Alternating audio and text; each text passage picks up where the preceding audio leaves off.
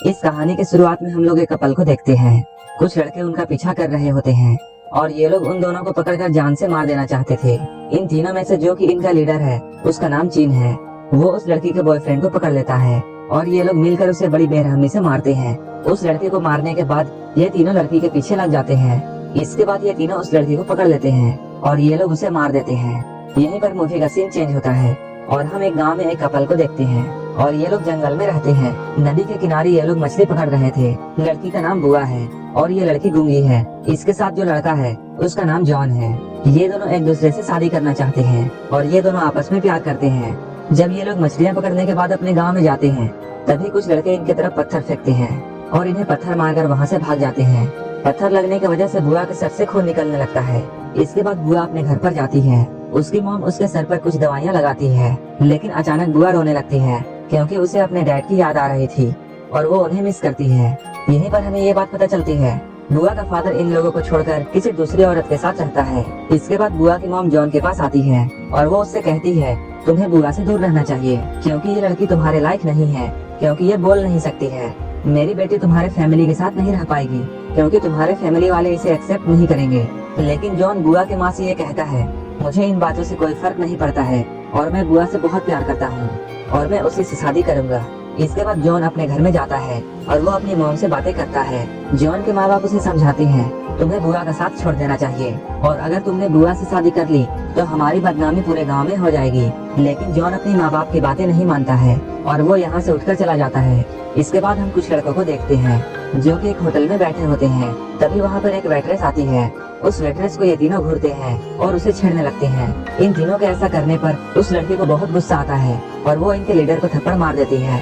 इसके बाद इनका लीडर जिसका नाम चैन है वो अपने घर में जाता है। चैन की वाइफ उससे पूछती है तुम अब तक कहाँ थे, और वो चैन से लड़ने लगती है।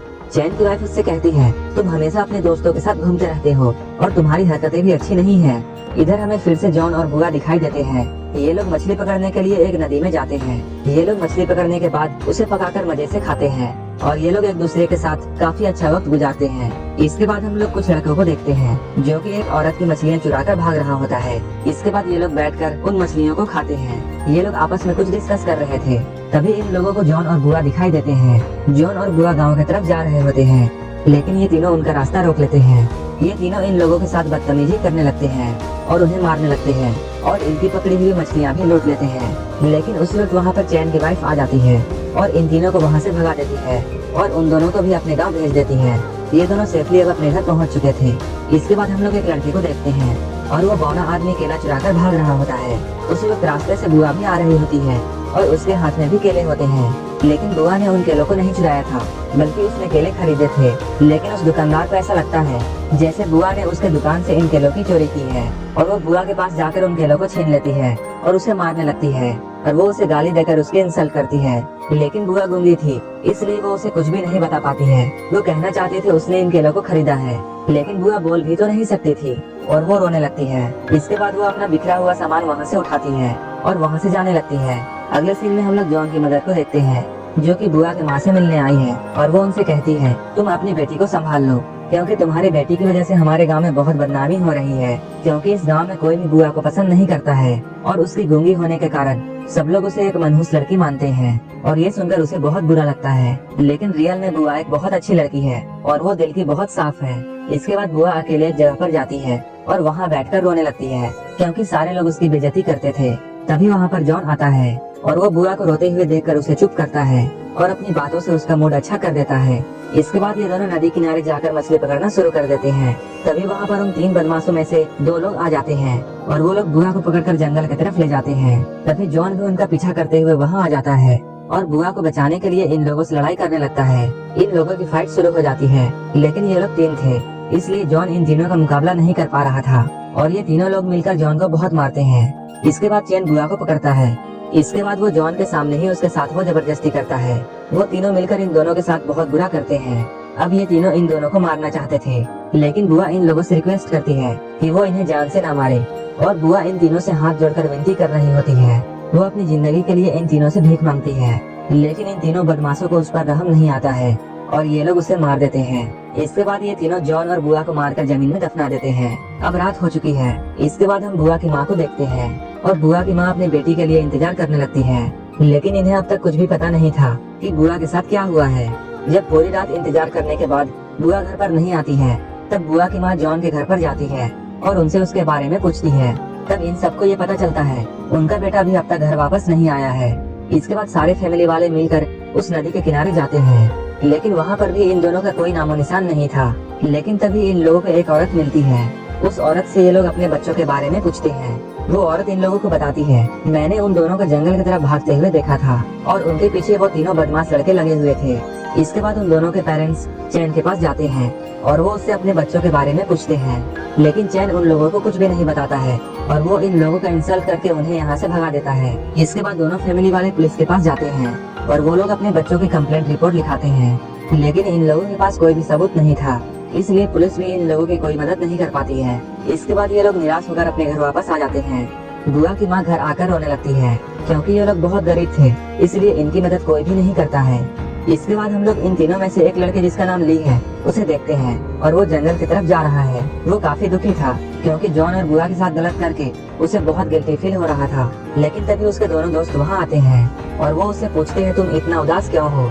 ली उन लोगों से कहता है, हमें गांव वालों को ये बता देना चाहिए कि हमने ही उन दोनों को मार दिया है। लेकिन जब चैन ऐसा सुनता है तब वो बहुत गुस्सा होता है और उसकी तरफ गन तान देता है और वो उसे जान से मारने की धमकी देता है और वो उसे कहता है, अगर ये बात किसी को भी पता चली तो हमें जेल हो जाएगी, और उसे किसी को भी ना बताने के लिए कहते हैं। इसके बाद ये तीनों जंगल में जाते हैं और शिकार करने लगते हैं। तभी अचानक ली को बुआ दिखाई देती है और इन लोगों को ऐसा लगता है जैसे यहाँ बुआ का भूत है।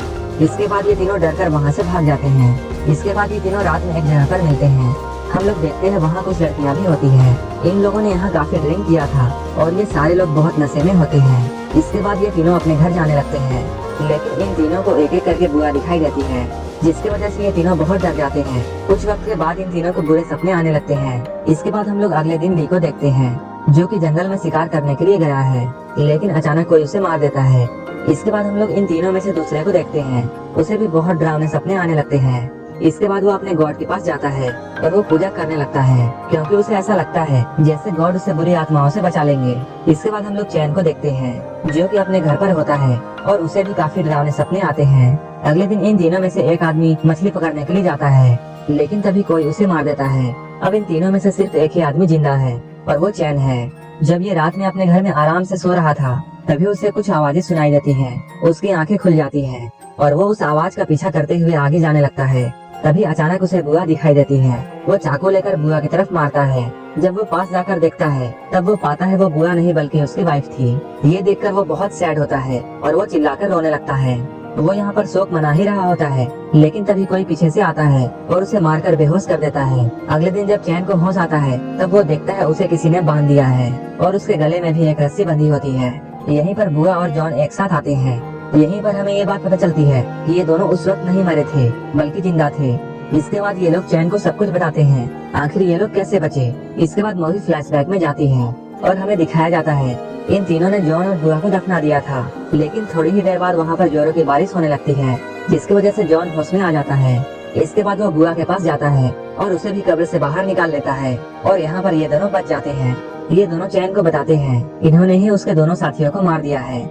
ये लोग ये भी बताते हैं इन्होंने उसके दोस्त को पकड़कर उसके प्राइवेट पार्ट में गोली मार दी थी, जिसकी वजह से उसकी मौत हो गई। इसके बाद एक आदमी जो मछलियों का शिकार करने के लिए गया था, उसे इन दोनों ने पानी में ही डुबाकर मार दिया था और अब सिर्फ चैन ही बचा होता है और वो अपनी जिंदगी के लिए इन दोनों से भीख मांगता है, लेकिन ये दोनों उसे माफ नहीं करते हैं।